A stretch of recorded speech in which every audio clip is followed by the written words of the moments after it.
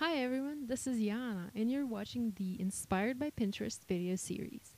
So for today's video, I found this awesome iPhone wallpaper image in Pinterest and I thought it would make a perfect background for a card. So I really like these diamonds and the color combination seemed perfect. So that's what I'm going to create on my card today. Now I'm starting on some watercolor paper and I'm using the non-textured side of my paper. You can see here that I used a little bit of washi tape to tape it down to my mat just to make sure it stays in place and doesn't move while I'm adding these lines to my paper. Now I'm using an embossing pen, a special embossing pen from Tsukineko, and a ruler, and I'm following the guides on my rubber mat to draw some lines for my cards. And I'm simply drawing some diagonal lines forming the little diamonds for my card. Now, after my grid is complete, after my pattern is complete, I'm going to add a little bit of embossing powder to this background. Now, you could have used a stamp to create this pattern on your paper, but since I didn't have any stamp like that, I decided to use an embossing pen and a ruler to sort of like hand draw the pattern on my paper. Now, it doesn't matter what kind of embossing powder or what color of embossing powder you use, since I'm going to be removing the embossing powder after I'm done, so you can pretty much use any color that you like. I used clear embossing powder, and then I also experimented with white, or I think you can use any other color as well. It doesn't really matter. So I've heat set my embossing powder, and you can see my background is all nice and shiny. And now I'm starting to add some color using these gelatos from Faber-Castell. Now I've picked 4 different colors, and these are the ones that I really liked, and I thought that they kind of matched that image that I found in Pinterest. Now, I really like these gelatos for watercoloring. They are nice and creamy. They react with water pretty nice, and they create these nice and rich and thick backgrounds. So to start watercoloring, I simply spritzed my background with some water at first, and now I'm using a large, a medium paintbrush. It came in my kit, in the kit with my gelatos.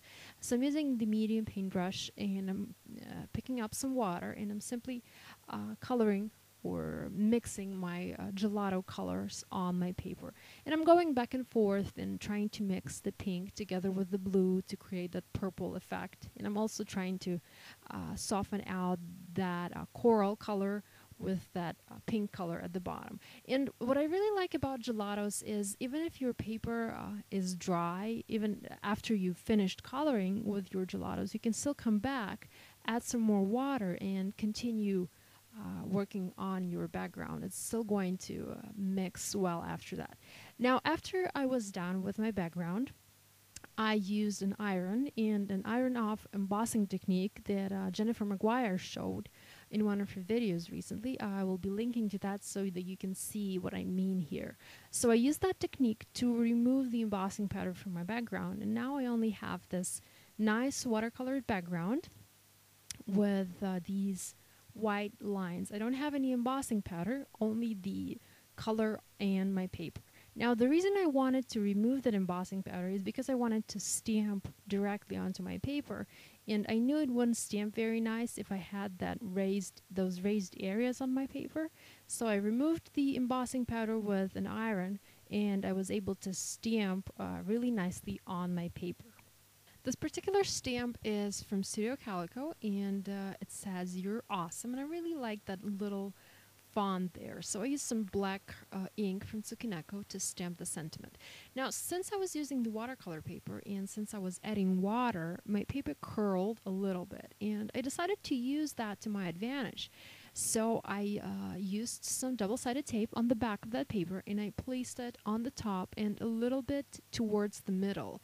So then when I adhered my paper to my card base, I ended up having these curled corners of the paper, and I thought it added some more movement and some more dimension to my card. Now, I also wanted to show you these other backgrounds that I did. It's the exact same technique and pretty much the exact same colors of gelatos, just that I have slightly larger diamonds on this pattern. on these examples, and I mixed the colors slightly differently to create a different background color combination. And that pretty much finished my card. I added some more some white enamel dots from Dulbach, and I also added some floss at the top there. And that was it for today.